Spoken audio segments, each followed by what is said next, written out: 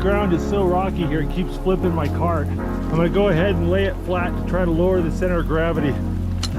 Hopefully that'll stop tipping over. It took me 6 hours to drive here and it's already 7 p.m. I've got about 3.5 miles to go before I get to where I want to camp. Oh. Ooh, it's cold out here.